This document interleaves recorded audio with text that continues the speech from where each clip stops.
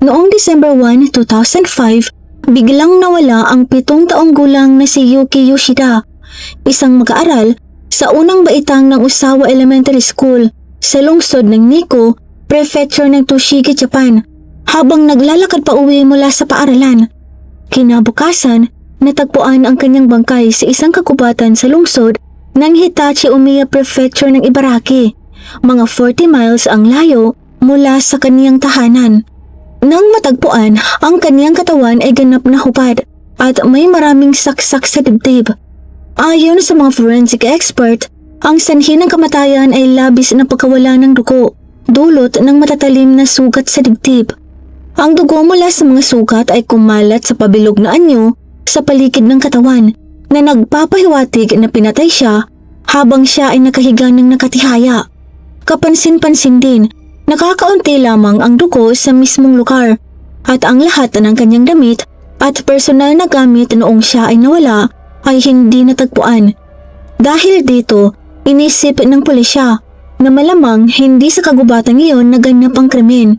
Pinaniniwala ang pinatayang biktima sa ibang lugar bago dinala ang kanyang bangkay sa liblib na kagubatan upang itapon. Dahil sa bigat ng kaso, agad bumuo ng espesyal na pangkat ng investigasyon ang mga pulis mula sa Tochigi at Ibaraki at nagsagawa ng koordinadong pagsisiyasat. May isang saksi na nagsabing nakakita siya ng kahina-hinalang puting sasakyan sa lugar bandang 3:00 ng hapon noong araw na nawala ang bata na minamaneho ng isang batang lalaki. Ang problema, ang lugar ng paaralan kung saan nangyari ang insidente ay liblib at kakaunti ang dumadaan at wala ring sistema ng surveillance camera. Sa 2 malabong detalye lamang, isang puting sasakyan at batang driver, nahirapan ng mga investigador na tukuyin ang kahina-hinalang sasakyan.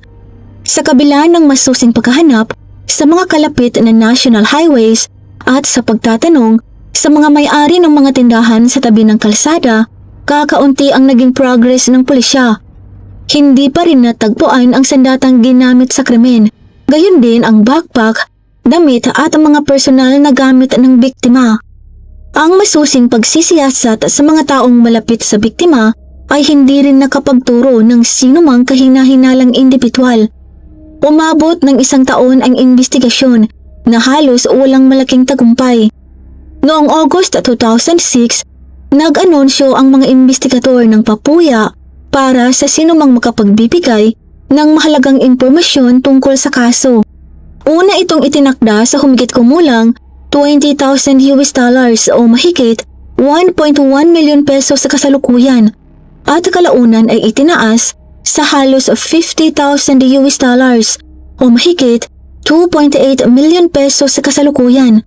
Gayunpaman, wala pa ring nakuhang kapaki-pakinabang na impormasyon.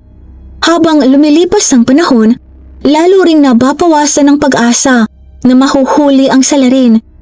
Pagkatapos noong April 2014, 8 taon matapos maganap ang krimen at halos makalimutan na ito ng publiko, biglang inanunsyo ng pulisya ng Tochigi na nalutas na nila ang kaso at may sospek ng nakakulong. Ang sospek ay si Takuya Katsumata, 32 years old, isang lalaking Taiwanese na nakakuha ng Japanese citizenship 2 taon bago yun. Kapansin-pansin na unang naaresto si Takuya sa isang hiwalay at walang kaugnayang kaso, ang pagbebenta ng mga piking produkto kasama ang kanyang ina. Matapos makulong ng mahigit 20 araw, inamin niya ang pagdukot at pananakit kay Yuki, ngunit iginiit na hindi niya ito pinatay. Isang kahina-hinalang detalye ay hindi na itala sa video ang kanyang pag-amin, taliwas sa karaniwang pamantayan sa investigasyon para sa mga seryosong kaso. Noong June 2016, matapos ang mahabang panahon ng pagkakadetain, sa wakas ay inamin ni Takuya ang pagpatay kay Yuki, halos 6 na buwan matapos ang kanyang unang pagkakaaresto. Makalipas ang 2 linggo, nilagdaan niya ang opisyal na pag-amin ng kasalanan at idinitalye ang buong krimen. Gamit ang mga pag-aming ito, agad itong ginamit ng mga taga-usig bilang pangunahing ebidensya at sinampahan siya ng kasong planadong pagpatay. Noong February 2016, formal na sinimula ng Utsunomiya District Court ang paglilitis. Buong kumpiyansang iniharap ng mga taga-usig ang pahayag ng pag-amin kasama ang iba't ibang ebidensyang circumstantial na tila tiyak na silang mananalo. Ngunit nagkaroon ng hindi inaasahang pangyayari. Nang tanggapin ng hukuman ang pag-amin at tanungin si Takuya kung may nais siyang sabihin, ang karaniwang tahimik at reserbadong akusado ay biglang pinawi ang lahat ng kanyang naunang pahayag na tila inipon ang lahat ng kanyang lakas ng loob. Ang dati niyang umiiwas na mga mata ay nagningning sa lungkot at galit. Nagsalita si Takuya at idiniklara na matagal siyang pinilit at pressure ng pulisya at napilitang umamin at lumagda sa pahayag laban sa kanyang kalooban. Iginiit niyang siya ay inosente, walang kinalaman sa krimen at walang alam tungkol sa kaso. Mula sa sandaling iyon ng pagbawi niya ng kanyang pag-amin, tila nawala ang kanyang takot at ginawa niya ang lahat upang linisin ang kanyang pangalan. Nagsimula ang mahabang legal na labanan sa pagitan ng prosekusyon at depensa na tumagal ng maraming taon na puno ng komplikado at kontrobersyal na mga pangyayari. Totoo nga bang pinilit o pinahirapan si Takuya upang umamin? Anong ebidensya ang hawak ng prosekusyon upang ituro siya bilang salarin? At ano ang magiging hatol ng district court? Ito ang mga pangunahing tanong sa kasong ito.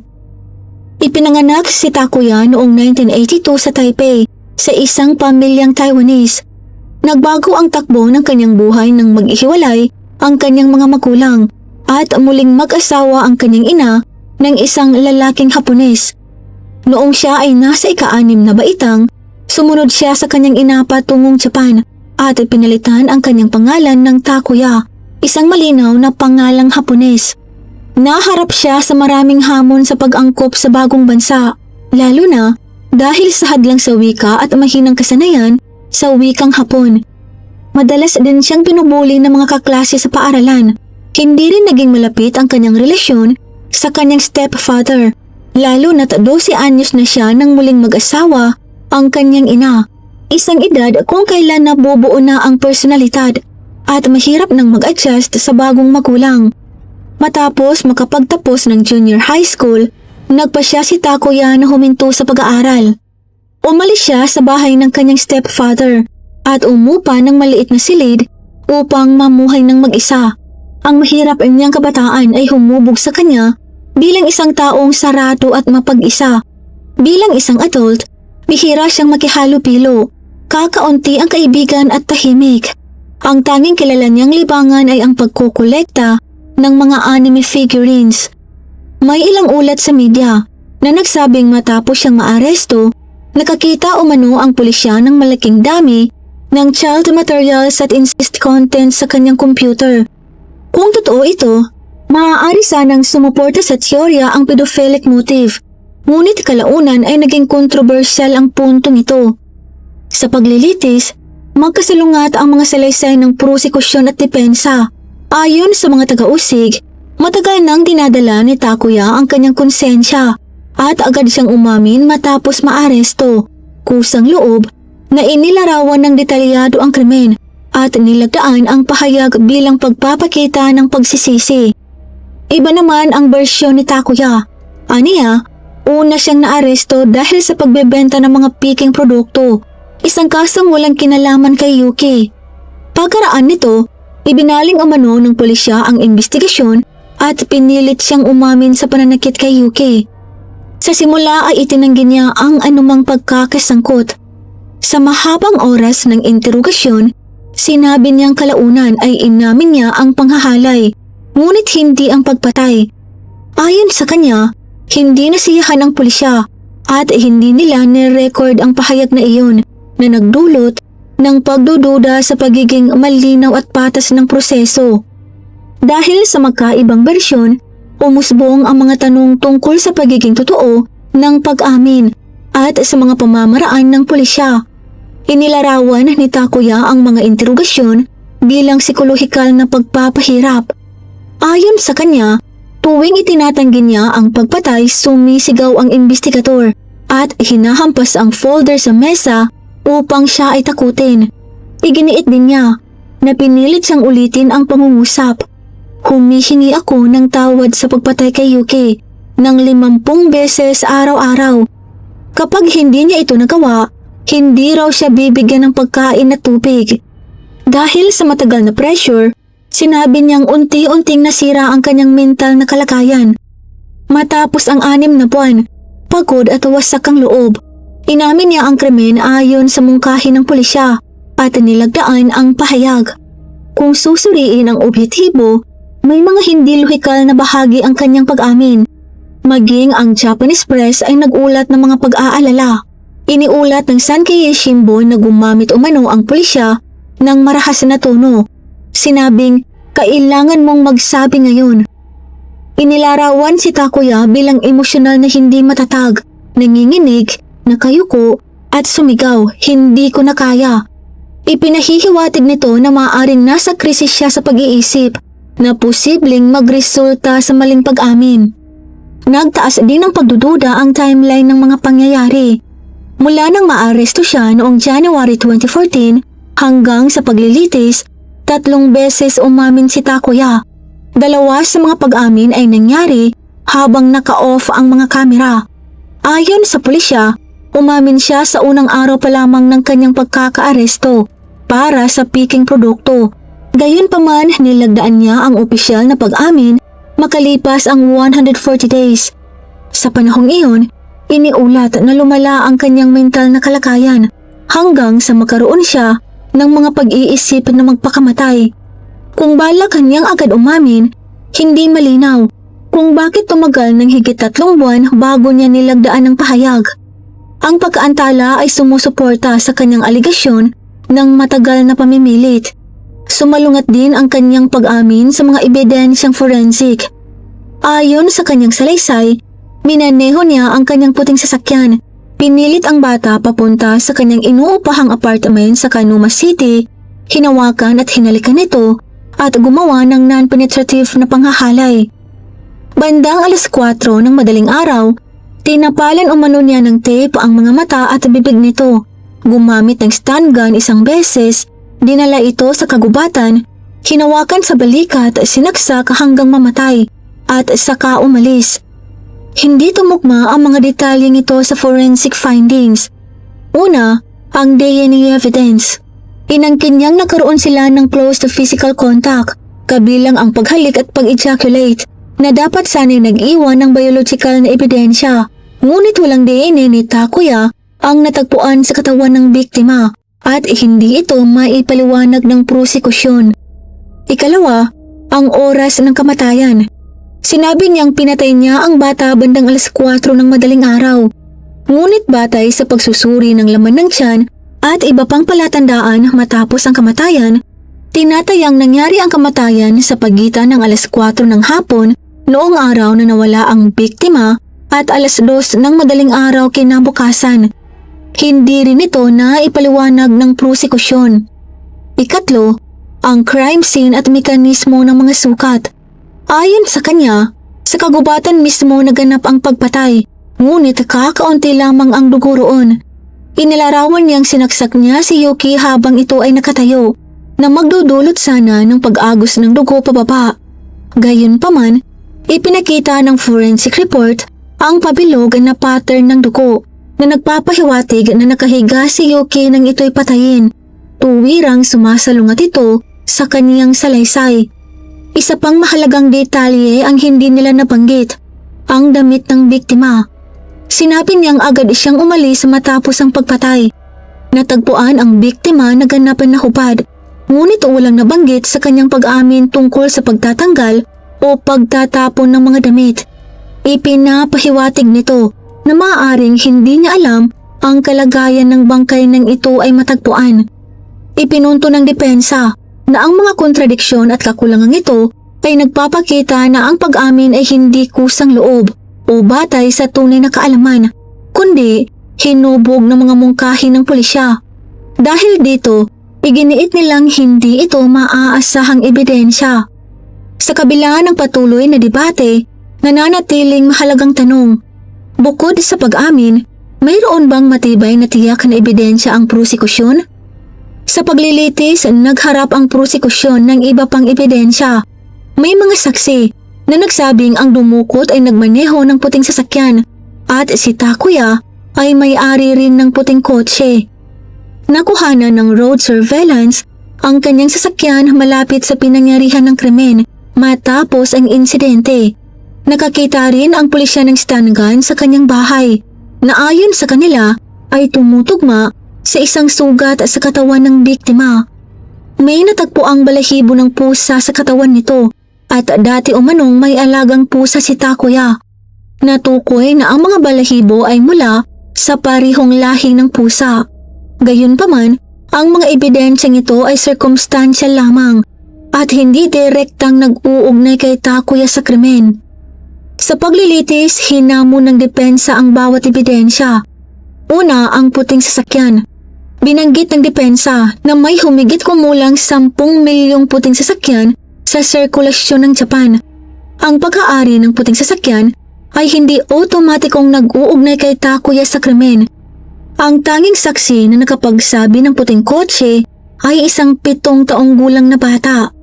Ayon sa pananaliksik, maaaring hindi maaasahan ang alaala at pagkilala ng mga bata, lalo na sa ilalim ng stress. Ipinaglaban ng depensa na maliit lamang ang legal na halaga ng ebidensyang ito. Pangalawa, ang traffic camera. Ayon sa prosekusyon, naitala ang sasakyan ni Takuya malapit sa pinangyarihan ng krimen na nagpapahiwatig na dinala niya ang biktima sa kagubatan upang itapon ng bangkay. Ipinakita ng depensa ang mapa na nagpapakita na ang lokasyon ng kamera ay ilang milya ang layo sa lugar ng krimen at hindi maituturing na malapit. Ang footage ay nakakuha lamang ng maikling bahagi ng kalsada at hindi nagpapatunay ng buong ruta, destinasyon o layunin ng kotse. Walang ebidensya na pumasok ang kotse sa kagubatan. Pangatlo, ang balahibo ng pusa.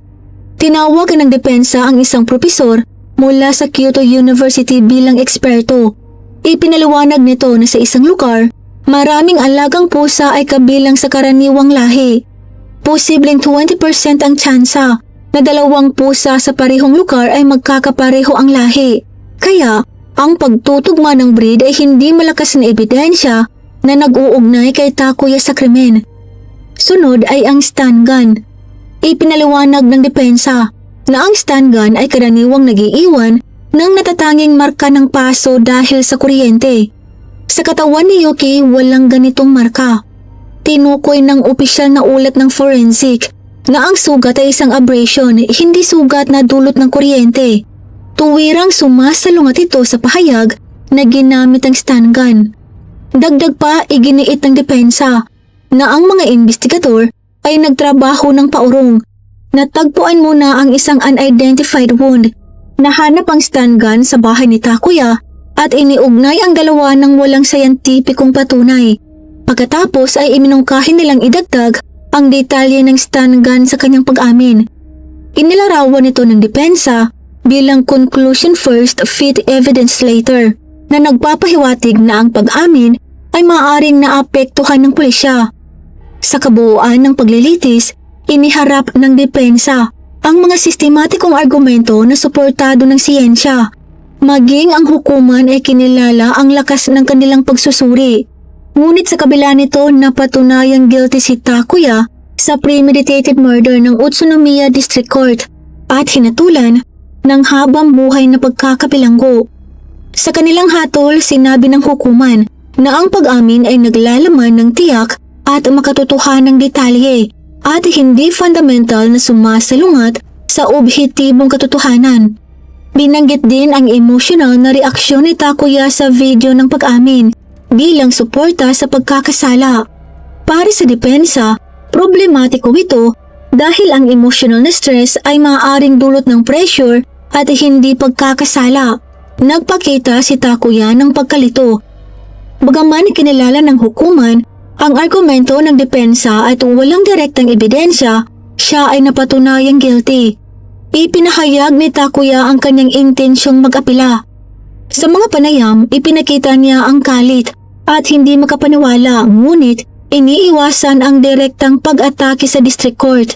Sa halip, inilaan ang pag-asa sa apela sa Tokyo High Court. Noong August 3, 2018, nagsimula ang apela.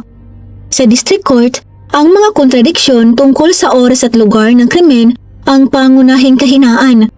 Sa apela, paulit-ulit na tinanong ng hukom ang prosekusyon tungkol sa mga isyong ito at kung may karagdagang ebidensya sila. Lumabas na hindi handa ang prosekusyon at sinabi nilang riripasuhin ang kaso. Sa halip na maghanap ng bagong ebidensya, nag-apply sila na amyendahan ng indictment. Binago nila ang di umano'y crime scene mula sa tiyak na kagubatan kung saan natagpuan ng bangkay sa mas malawak na lugar na sumasaklaw sa prefecture ng Tochigi at Ibaraki at mga kalapit na rehiyon. Pinalawak din nila ang oras ng kamatayan mula alas 4 ng madaling araw hanggang sa malabong panahon mula alas 2 ng hapon noong araw ng pagkawala hanggang madaling araw kinabukasan, mga 12 oras. Sa ganitong paraan, naiiwasan ang tiyak na kontradiksyon na itinaas ng depensa. Nagbunso dito ng mga lohikal na pagdududa. Ang hatol ng District Court ay nakasalalay sa bahagi sa pagiging malapit ng kotse ng akusado sa crime scene. Ang pagpapalawak ng lugar sa dalawang prefecture ay nagpapahina sa reasoning na iyon. Inaprubahan ng High Court ang amendment.